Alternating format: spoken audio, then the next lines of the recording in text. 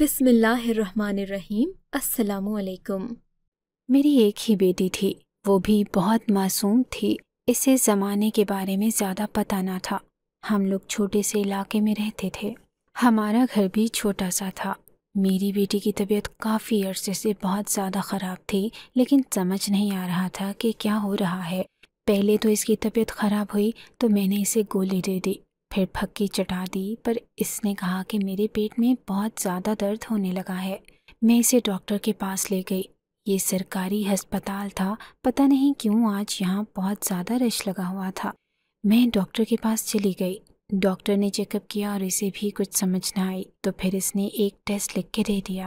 اس نے کہا کہ یہ ٹیسٹ کروائیں۔ جب ٹیسٹ کروایا تو ڈاکٹر نے بتایا کہ میری بیٹی حاملہ ہے۔ یہ بات سن کر میرے قدموں تلے سے تو زمین نکل گئی۔ میں نے اپنی بیٹی کو باہر آتے ہی ڈانٹنا شروع کر دیا۔ میں نے کہا کہ کون ہے، کس کے ساتھ تیرا تعلق تھا، یہ کس کا بچہ ہے، یہ کس کا بچہ ہے، اور وہ آدمی کون تھا؟ میری بیٹی نے کہا کہ وہ ایک آدمی نہیں تھا۔ میں نے کہا کہ کیا مطلب، کیا کہنا چاہتی ہو؟ تو اس نے پیچھے کی طرف اشارہ کیا، اور جب میں نے پیچھے مڑ کر دیکھا تو میرے قدموں تلے سے زمین نکل گئی، کیونکہ پیچھے تو 100 آدمی کھڑے تھے اور میری بیٹی نے سر جھکایا ہوا تھا۔ میرے گھر میں میری ساس بھی میرے ساتھ رہتی تھی۔ یوں تو میری ایک جیٹھانی بھی تھی اور دیورانی بھی، پر ان کے ساتھ رہ کر میری ساس نے ایسے کام کیے کہ انہوں نے ان کو رکھنے سے توبہ کر لی۔ میری جیٹھانی نے تو ان کو باقاعدہ گھر سے نکال دیا تھا اور کہا تھا کہ اس کو گھر سے نکال دو، نہیں تو میں خودکشی کر لوں گی۔ میری ساس اتنی زیادہ سخت مزاج عورت تھی اور ہر معاملے میں بولنے والی تھی۔ وہ کہہ رہی تھی کہ گھر میں اگر کوئی سانس بھی لے رہا ہے تو مجھے بتا کر لے کہ کیوں لے رہا ہے اور کیسے لے رہا ہے۔ خیر وہ اس گھر میں رہ رہی تھی۔ میں بڑی صبر والی عورت تھی، کیونکہ میں نے ان کے بیٹے کو تھا۔ میری ایک ہی اولاد تھی۔ مجھے سب تانے دیتے تھے کہ بس ایک ہی بیٹی پیدا کر کے بیٹھ گئی اور کوئی اولاد نہ ہوئی، لیکن اصل بات تو کوئی نہیں جانتا تھا۔ ڈاکٹر نے کہا تھا کہ آپ جب تک پریشان رہیں گی یا ٹینشن لیں گی، آپ تب تک ماں نہیں بن سکیں گی، پر میری ٹینشن کبھی ختم ہی نہ ہوئی تھی۔ میری بیٹی کا نام سمینہ تھا۔ وہ بہت خوبصورت تھی، پیاری تھی اور جوان ہو رہی تھی، اور مجھے بس اسی کی فکر لگی رہتی تھی۔ میں کہتی تھی کہ جو میرے ساتھ ہوا ہے اس کے ساتھ نہ ہو، میں اس کی شادی اچھے خاندان میں کروں، اس کے نصیب اچھے ہوں اور وہ خوش رہے۔ وہ خاموش رہتی تھی، چپ چپ رہتی تھی، اپنی بات کبھی کسی کو نہ بتاتی تھی، کچھ عجیب سی تھی۔ اس کی کوئی دوست بھی نہ تھی۔ ایک دفعہ تو مجھے اس کی ٹیچر نے بلا کر کہا تھا کہ آپ کی بیٹی کسی سے دوستی نہیں کرتی، خاموش بیٹھی رہتی ہے اور کسی کی بات کا جواب بھی نہیں دیتی ہے۔ کلاس میں کچھ پوچھتے ہیں تو اٹھ کے کھڑی نہیں ہوتی، لیکن جب اس سے کہتے ہیں کہ سبق سناؤ تو اسے نہیں ہے۔ میں اس کی بات پہ پریشان ہو جاتی تھی۔ میں نے کہا کہ نہیں، میری بیٹی کے ساتھ کوئی مسئلہ نہیں ہے، شاید وہ گھر کے معاملات کو لے کر پریشان رہتی تھی۔ گھر میں میری ساس کے ساتھ میرا جھگڑا اور میرے شوہر کے ساتھ میرا جھگڑا ہوتا تھا۔ میری بچی یہ سب کچھ دیکھتی رہتی تھی، لیکن پھر ایک دن مجھے اس کے پاس ایک ڈائری ملی جس کے اندر اس نے ایک لڑکے کا نام لو لیٹر لکھا ہوا تھا۔ میں نے کہا کہ یہ سب کیا ہے، تمہاری عمر ہے یہ سب کرنے کی؟ اس نے کہا کہ امی یہ لڑکا تو ہے ہی نہیں، میں نے ایسے ہی ہوا میں لکھ دیا تھا، اس لڑکے کا کوئی وجود نہیں ہے، بس ایسے ہی خیالوں میں لکھا تھا۔ میں نے کہا کہ خیالوں میں بھی ایسی چیزیں سوچتی رہتی ہو؟ تم پیار محبت کی باتیں سوچتی رہتی ہو؟ ارے اسی طرح کی باتیں سوچتی رہو گی تو تمہیں بیماری ہو جائے گی۔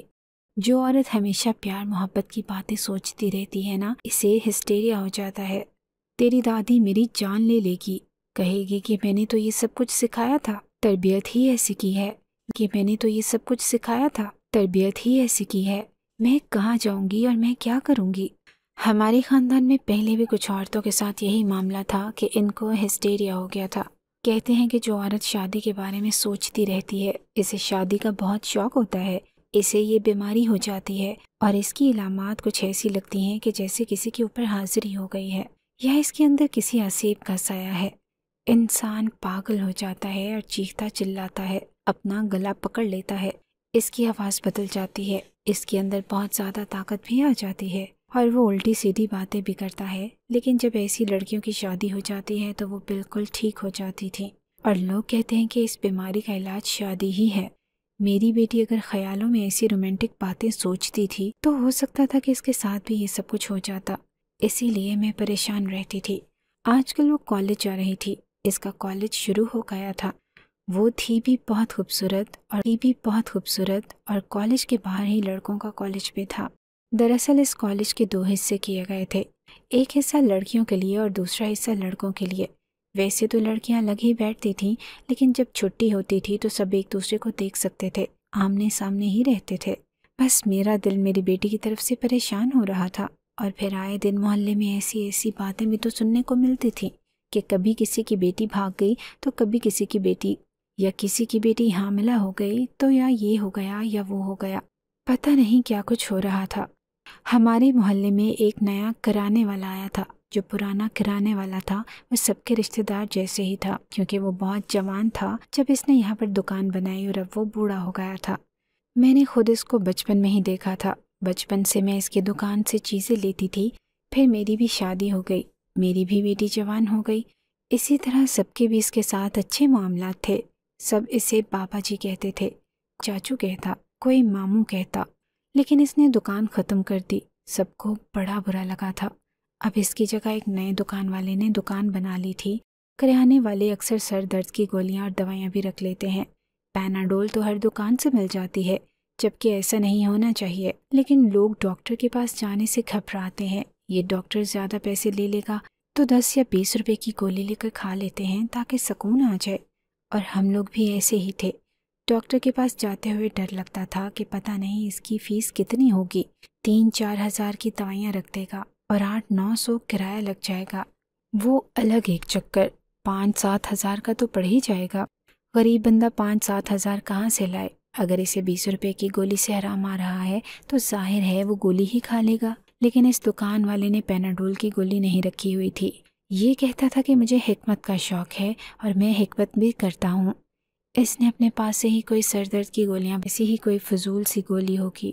اس کو کیا پتا، ہر کسی کے بس کی بات نہیں ہوتی ہے کہ وہ حکمت کرے۔ لیکن پھر یہ بات پھیلنے لگی کہ اس کی گولی کھانے سے واقعی آرام آ جاتا ہے۔ ایک دفعہ میری ایک دوست محلے سے گھر پہ آئی تو کہنے لگی کہ وہ جو جمال کی بیٹی بھاگ گئی تھی نا، اس کا ابھی تک کچھ پتہ نہیں چلا۔ میں نے کہا کہ یار چھوڑو جمال کی بیٹی کو، اس بات کو اتنا عرصہ ہو گیا ہے، بھاگ گئی ہے تو بھاگ گئی۔ دراصل ہمارے محلے میں ایک آدمی رہتا تھا جو بہت ہی زیادہ شریف تھا۔ اس کی بیٹی گھر سے بھاگ گئی تھی اور سنا تھا کہ گھر کے نوکر کے ساتھ بھاگ گئی ہے، اسی لیے اس کی کہانی بڑی مشہور تھی۔ سب لوگوں نے اس کا بہت ہنسی مذاق اڑایا تھا اور بہت طعنے دیے تھے۔ سب نے کہا تھا کہ آپ نے ایسی تربیت کی تھی اپنی بیٹی کی، آپ جیسے لوگوں کی وجہ سے سارا محلہ بدنام ہو جاتا ہے۔ اس میں اس بیچارے کا کیا قصور تھا؟ اگر اس کی بیٹی بھاگ گئی تھی تو اس میں اس کا خود کا تو کوئی قصور نہ تھا۔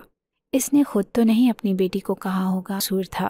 اگر اس کی بیٹی بھاگ گئی تھی تو اس میں اس کا خود کا تو کوئی قصور نہ تھا۔ اس نے خود تو نہیں اپنی بیٹی کو کہا ہوگا کہ گھر سے بھاگ جاؤ۔ میں نے اسے کہا کہ یہ سب چھوڑو، میری بیٹی کی طبیعت آج کل بڑی خراب رہتی ہے، اس کے پیٹ میں بہت درد رہتا ہے، کسی حکیم کا بتاؤ نا کہ کوئی پھکی وغیرہ اس کو لے کر دوں تاکہ وہ ٹھیک ہو جائے۔ اس نے کہا کہ وہ کریانے والے کی گولی لے کر دے دو نا، اس سے ٹھیک ہو جائے گی۔ میں نے کہا کہ وہ گولی تو میں نے اس کو لے کر دی تھی، کچھ دن تک تو آرام آیا تھا، لیکن اس کے بعد سے پھر طبیعت خراب اور ہو گئی ہے۔ اس نے کہا کہ عجیب بات ہے، میری بیٹی کے ساتھ بھی یہی معاملہ ہے، اس کے بھی سر میں درد ہوا تھا، گولی وہیں سے لے کر دی تھی۔ 2-4 دن اچھے گزر گئے، لیکن اب وہ کہتی ہے کہ میرے پیٹ میں درد رہتا ہے اور اس کی بھوک بھی مر گئی ہے، اس کا کچھ کھانے کا دل ہی نہیں کرتا اور میں اس کو زبردستی کھلاتی ہوں۔ اب تمہاری بھی ایک بیٹی ہے، میری بھی ایک بیٹی ہے، تم تو سمجھ سکتی ہو نا۔ ہم نے کہا کہ ہاں معاملہ تو کچھ ایسے ہی ہے، آج کل کی لڑکیاں ہیں ہی ایسی، یہ تو کھانا ہی نہیں کھاتی، ان کو کھانا کھانے کا شوق ہی نہیں ہے۔ کہیں سے سن لیا ہوگا کہ کھانے سے وزن بڑھتا ہے تو کھانا نہیں کھا رہی ہوں گی۔ اس نے کہا کہ ہاں اب کیا کریں، آج کل موٹی لڑکیوں کے رشتے بھی تو نہیں ہوتے۔ میں نے کہا کہ ہاں یہی بات ہے۔ ہم اپنی باتوں میں لگے تھے، میری بیٹی نے مجھے بلایا اور کہا کہ امی پیٹ میں بہت درد ہو رہا ہے۔ میں نے کہا کہ اچھا میں کچھ کرتی ہوں، میں نے اس کے لیے دوائی تو لی تھی، اب میں کیا کرتی؟ مجھے اس عورت نے کہا کہ ادرک کی چائے بنا کے دے دو، ٹھیک ہو جائے گی۔ میں نے کہا کہ ٹھیک ہے، میں نے ادرک کی چائے بنا کے دے دی تو رات سکون سے گزر گئی، لیکن آج کل میری بیٹی کی طبیعت بالکل بھی ٹھیک نہ تھی۔ مجھے لگا کہ یہ کالج میں کوئی ایسی ویسی چیز کھاتی ہے، کچھ چٹنی، سلاد یا کوئی سموسے پکوڑے۔ मैं इसका बैग चेक करने लगी, जो मुझे इसके बैग में से फिर से इसकी डायरी मिली, जो इस डायरी में इसने पहले लव लेटर लिखा था। मैंने वो पेज ही फाड़ दिया था, लेकिन अब इस डायरी में इसने फिर से कुछ लिखा हुआ था। मैंने देखा तो इस दफ़ा भी ऐसा ही कोई लव लेटर लिखा था। प्यार मोहब्बत की बातें लिखी हुई थी। मैंने वो सब कुछ पढ़ा तो अपना सर पकड़ लिया। मैंने इसे कहा कि ये लड़की क्या चाहती है। इस तरह से अगर किसी और ने देख लिया तो वो तो यही समझेगा कि इसका किसी के साथ चक्कर चल रहा है। और मेरी सास इसी घर में रहती थी, हर बात की टो में रहती थी। इनको पता चल जाता तो वो पूरे ख़ानदान को बता देती। वो ऐसी नहीं थी कि हमारी इज्जत रख लेती और कहती कि नहीं नहीं, ऐसे तो कोई बात नहीं है, ये तो घर की बेटी है। वो तो लोगों को पकड़ पकड़ के बताती कि ये देख लो, नसीमा की बेटी ने ये सब कुछ किया है। बल्कि जो लोग मर गए थे इनकी कब्रों के पास जाकर भी कहती है, और कहती है कि सुना है नसीमा की बेटी ने क्या किया है, वो तो इसी तरह की औरत थी। मैंने बहुत परेशानी में अपनी बेटी से फिर से पूछा। मैंने कहा कि ये सब कुछ करने से मना नहीं किया था, कि ऐसा नहीं। इसने कहा कि नहीं, मेरे दिल में ऐसे ऐसे ख्याल आते हैं, मेरा दिल करता है मैं किसी से मोहब्बत का इजहार करूं। मेरी ज़िंदगी में कोई है नहीं, लेकिन बस मेरे दिल में ख्याल आते हैं। मुझे लगता है कि मैं एक बहुत अच्छी राइटर बन सकती हूँ। मुझे ना कहानियाँ लिखनी चाहिए। मेरी माँ ने कहा कि कहानियाँ लिखेगी, कहानियाँ लिख के तुझे क्या मिलेगा? तेरी दादी तेरी मौत का परवाना लिख देगी अगर इसे पता चला कि तूने कहानियाँ लिखनी शुरू कर दी हैं। इस काम को यहाँ अच्छा नहीं समझा जाता। हमारे ख़ानदान में कोई राइटर नहीं पैदा हुआ, तू कहाँ से आ गई है? तेरे दिमाग में ऐसी ऐसी बातें आती हैं तो फिर तू कहानियाँ भी ऐसी ऐसी लिखेगी। कोई इस्लाही कहानियाँ तो नहीं होंगी तेरी, तू हमें रुस्वा करवाएगी। मैंने फिर से वो लव लेटर फाड़ दिया, बल्कि इस दफ़ा तो मैंने वो डायरी ही उठा ली, जबकि ये भी कोई अक्लमंदाना हरकत ना थी। वो दूसरी डायरी में या किसी और कागज़ पर भी ये सब कुछ लिख सकती थी। मैंने कहा कि इसलिए तेरी तबीयत ख़राब रहती है तो उल्टे सीधे कामों में पड़ी है। इसने कहा कि नहीं अम्मी, ऐसी कोई बात नहीं है। मैंने कहा कि ठीक है, मैं तुझे कल बड़े वाले अस्पताल में लेकर जाऊंगी। पूरा दिन ज़ाया हो जाएगा, किराया अलग लगेगा, डॉक्टर की फ़ीस अलग लगेगी। इसने कहा कि मुझे सरकारी अस्पताल में ले जाओ। मैंने कहा कि वहाँ जाने का भी तो किराया लगेगा और दवाइयाँ भी लेनी पड़ेंगी। चल ठीक है, ले जाऊंगी तुझे। अगर मामला बढ़ गया तो फिर और मसला बनेगा, इसलिए अच्छा है कि पहले ही चेकअप करवा लिया जाए। इस बात पे मेरी बेटी खुश हो गई। मैंने कहा कि खुश क्यों हो रही हो? इसने कहा कि अम्मी, हम तो इस गांव से कहीं जाते ही नहीं, चलो इसी बहाने शहर देख लेंगे। मैंने कहा कि तौबा कर, तेरी हरकतें तो बिल्कुल भी ठीक नहीं है। खैर मैं इसे डॉक्टर के पास ले गई। मेरे दिमाग में मेरी बेटी के हवाले से काफ़ी कुछ चल रहा था। मैं सोच रही थी कि ये सचमुच किसी को ख़त लिखती है और मुझे कहती है कि ऐसे ही मैंने हवा में लिखा है। इसके कॉलेज के सामने ही लड़कों का कॉलेज है। आते जाते किसी को देख लिया होगा और पसंद कर लिया होगा। आखिर ये उम्र ही ऐसी है। जब मैं अस्पताल में बैठी थी तो मुझे मेरी दोस्त की कॉल आ रही थी। मैंने कहा कि मैं इसकी कॉल सुनूंगी, ये इधर उधर की कोई बातें लेके बैठ जाएगी। फलां की बेटी भाग गई और फलां के साथ ये हो गया, या फलां के साथ वो हो गया, इसको तलाक हो गई और इसको ये हो गया। मैंने इसकी कॉल ही ना सुनी थी। मैंने कहा कि बाद में कह दूंगी कि फ़ोन साइलेंट पे था, मैं घर के काम कर रही थी। मुझे पता नहीं था, लेकिन वो बार बार फ़ोन कर रही थी। अगर ऐसी कोई गीबत की बात होती तो वो एक दफ़ा फ़ोन करके दोबारा ना करती। फिर वो तो ऐसे फ़ोन कर रही थी कि जैसे मोहल्ले में आग लग गई है। मैंने अपने शौहर को फ़ोन किया। मैंने कहा कि कहाँ है? इसने कहा कि घर पर ही हूँ। मैंने कहा सब कुछ ठीक है? इसने कहा कि हाँ सब कुछ ठीक है, तुमने खाना बना दिया था, अम्मी को गर्म करके दे रहा हूँ। मैंने कहा कि ठीक है। इसका मतलब कि ऐसी वैसी कोई बात ना थी। मेरे पास अभी टाइम ना था कि मैं इसकी बातें सुनती, इसीलिए मैंने फ़ोन को साइलेंट पे लगा के पर्स में रख दिया। हमारी बारी आ गई और डॉक्टर को मैंने बताया कि इसके साथ ये मसला है। डॉक्टर ने मेरी बेटी से कुछ बातें पूछी और इसने कहा कि पेट दर्द की कोई वजह तो नहीं समझ आ रही, हमें एक टेस्ट करवाना होगा।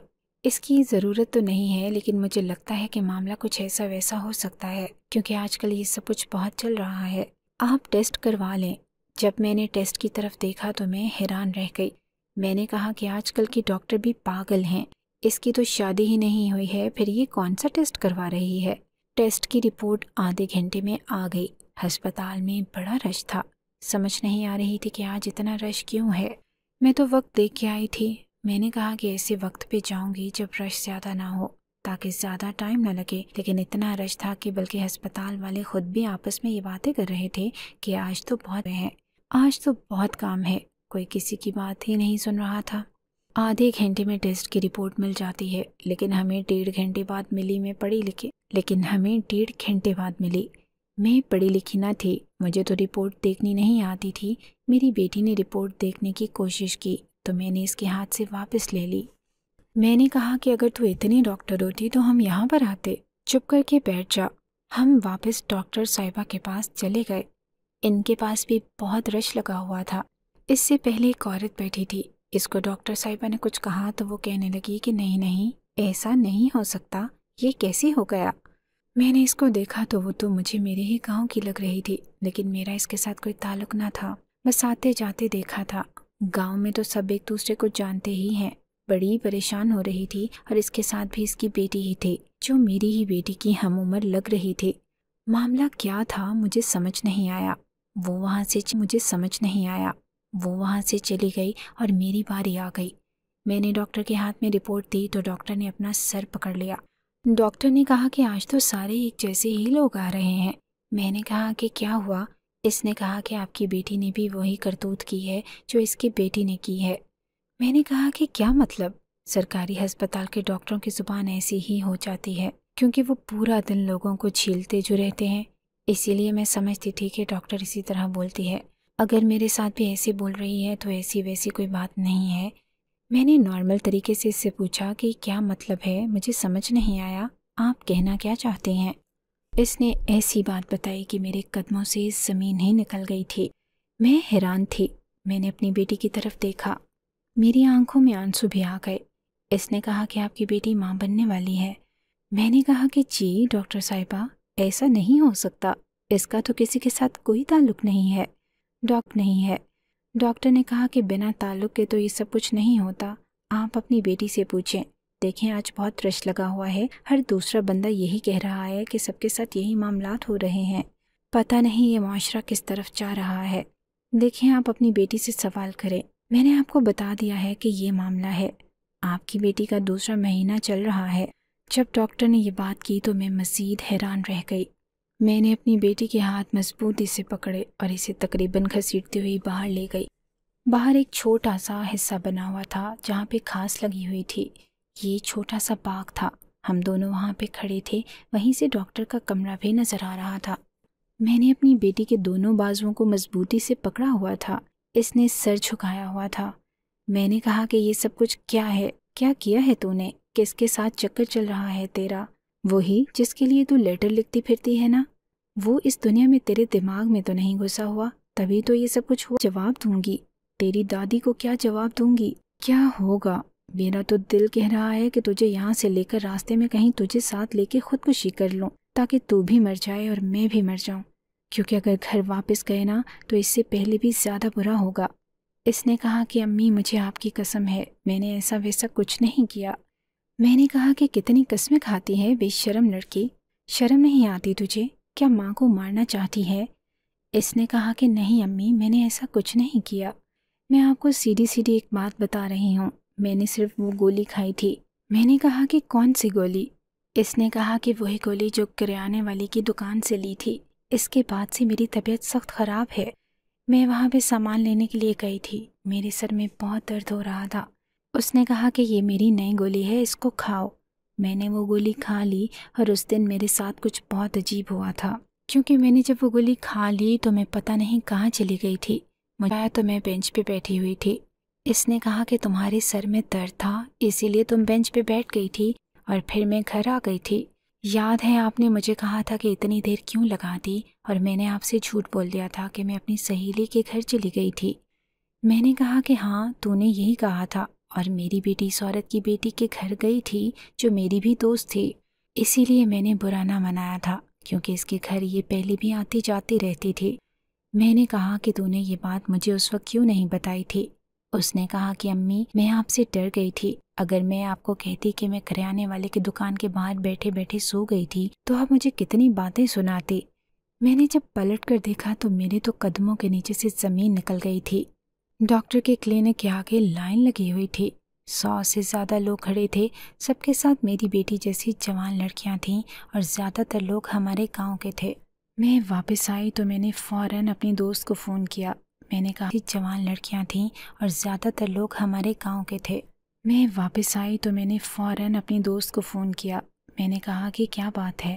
وہ فوراً میرے گھر آ گئی اور اس نے کہا کہ میری بیٹی ماں بننے والی ہے۔ میں نے کہا کہ یہ معاملہ تو میرے ساتھ بھی ہے، میری بیٹی کے ساتھ بھی یہی ہوا ہے۔ اس نے کہا کہ ضرور کوئی گڑبڑ ہے۔ میری بیٹی نے بھی اس کریانے والے سے گولی لے کر کھائی تھی اور وہ 1 گھنٹے کے لیے گئی تھی اور 2 گھنٹے بعد واپس آئی تھی۔ اب ہمیں یہ بات پولیس کو بتانی چاہیے تھی، لیکن اگر پولیس کو بتاتے تو وہ ان سے 1000 سوال کرتے، بیان لیتے اور پوچھتے کہ کیا ہوا، کیسے ہوا اور کون گیا تھا، کس نے گولی کھائی تھی اور کتنے مہینے کا حمل ہے، کیا ہے اور کیا نہیں۔ ہماری بیٹیوں کے نام پوچھتے اور ہماری بیٹیوں کو بدنام کرتے، اور اگر ہم یہ بات اپنے شوہروں کو بتاتے تو وہ تو ہمیں طلاق ہی دے دیتے اور کہتے کہ ایسی طبیعت کی ہے تم لوگوں نے بیٹیوں کی۔ ہم تو بیچ میں پھنس گئے تھے، کچھ سمجھ نہیں اور اپنے گھر میں ہی دبک کے بیٹھ گئیں۔ شوہروں کو بتانے کی ہمت ہی نہ ہو رہی تھی، کیونکہ ہم دونوں کے شوہر ہی بڑے ظالم تھے۔ لیکن پھر یہ خبر اخبار میں ہی آ گئی کہ کریانے والے نے ایسی گولیاں بنائی ہیں جس کو کھانے سے لڑکیاں بے ہوش ہو جاتی ہیں، اور نہ جانے کتنی لڑکیوں کو اس نے حملہ کر دیا ہے۔ جب اس سے پوچھا گیا تو اس نے کہا کہ میں اسی جمال کا بھائی ہوں جس کی بیٹی گھر سے بھاگ گئی تھی، اور سارے محلے نے اس کی اتنی جگہ ہسائی کی، اس کو اتنا ٹارچر کیا کہ وہ خودکشی کر گیا تھا۔ اس کی بیٹی واپس آ گئی تھی، دراصل بھاگی نہیں تھی، اس کے گھر میں شادی کی بات ہو رہی تھی، اس لیے وہ ناراض ہو کر اپنے ماموں کے گھر چلی گئی تھی۔ لیکن جب وہ واپس آئی تو اس کا باپ دنیا میں نہیں تھا، اس محلے نے مارا ہے اس کو۔ میری بھتیجی کا باپ اس دنیا سے چلا گیا، وہ بیچاری بھی پاگل سی ہو گئی ہے، ہمارا گھر برباد کر دیا ہے، اس لیے میں نے یہ سب کچھ کیا ہے۔ میں نے 100 سے زیادہ لڑکیوں کو حاملہ کرنے کی قسم کر کے ہی رہوں گا، تاکہ سب کو پتہ چلے کہ اصل بدنامی کیا ہوتی ہے، اور جب انسان بدنام ہوتا ہے تو اس سے پتہ چلے کہ کیسا محسوس ہوتا ہے۔ کہ آپ ایک انسان کو جان سے مارو یا ذبح کرو تو سزا ایک انسان کو جان سے مارنے کی ملتی ہے۔ اس نے بہت بڑا گناہ کیا تھا، لیکن اس سے زیادہ کیا سزا دے سکتے تھے؟ ہمارے ساتھ تو اتنا بڑا معاملہ ہو گیا۔ جب یہ بات محلے میں پھیل گئی تو شوہروں کو بھی پتہ چل گیا کہ بیٹیوں کے ساتھ یہ سب مسئلہ بنا تھا۔ کسی نہ کسی طرح ہم نے تو اس معاملے کو حل کرنا ہی تھا۔ ڈاکٹر کو بھی پتہ چل گیا کہ بیٹیوں نے خود یہ سب کچھ نہیں کیا، ان کے ساتھ برا ہوا ہے، تو ڈاکٹر نے بھی ہماری مدد کی۔ لیکن مجھے ایسے لگتا ہے کہ یہ سب کچھ اس لیے بھی خراب ہوا کیونکہ ہم سب کے ہی دل میں ڈر تھا۔ میں اپنے شوہر سے ڈرتی رہی اور اسے ٹائم پہ نہ بتا سکی کہ یہ معاملہ چل رہا ہے۔ میری بیٹی مجھ سے ڈرتی رہی اور اس نے مجھے بھی نہیں بتایا، تو اس کے ساتھ کریانے والے نے ایسا کیا ہے۔ میرے اپنی بیٹی کو اور میرے شوہر کو اس کی ماں نے۔ معاشرہ بڑا عجیب ہے، اصول، رواج، ضابطے اور قانون انسان کو پکڑ کے نچوڑ دیتے ہیں اور اس کو پاگل کر دیتے ہیں، کبھی کبھی اس کی زندگی بھی برباد کر دیتے ہیں۔ میری بیٹی کے ساتھ بہت برا معاملہ ہوا، اس کی طبیعت بہت خراب ہو گئی، وہ مرتے مرتے بچی تھی، لیکن اس سب سے نکل آئی تھی۔ پر سب کا ذمہ دار کون تھا؟ صرف وہ آدمی اکیلا ہی اس سب کا ذمہ دار نہ تھا، ہم سب بھی تھے، ہم نے بھی تو تانے دیے تھے، اس کی کہانی سنی تھی، اس کا ہنسی مذاق اڑایا تھا، ایک دوسرے کو ایسے سنایا تھا کہ جیسے بڑا ہی کوئی خوبصورت قصہ ہے۔ شاید ہمیں اس کی سزا ملی تھی۔ اس کے بعد سے ہم نے عبرت حاصل کی اور کبھی کسی کی پیٹھ پیچھے اس کی برائی کرنے کے بارے میں سوچا بھی نہ تھا۔ اللہ نے ہماری بیٹیوں کی عزت کو اسی طرح محفوظ رکھ لیا کہ بس جو ان کے ساتھ ہوا تھا وہ باقیوں کے ساتھ بھی ہوا تھا۔ آگے زندگی مشکل تھی، حالات ٹھیک نہیں جانے والے تھے، ابھی راستہ اور مشکل ہو گیا تھا، لیکن یہ شکر ہے کہ ہماری بیٹیوں کی زندگی بچ گئی تھی، کیونکہ کچھ لڑکیاں ایسی بھی تھیں کہ جن کے اوپر جب ان کے ماں باپ نے الزام لگایا تو انہوں نے خودکشی کر لی۔ آپ کو اگر یہ کہانی اچھی لگی ہے تو اس ویڈیو کو لائک کیجیے اور اس طرح کی مزید کہانیاں سننے کے لیے ہمارے چینل کو ضرور سبسکرائب کیجیے۔ کہانی سننے کا شکریہ۔ آپ سے ملاقات ہوگی اگلی ویڈیو میں، تب تک کے لیے اللہ حافظ۔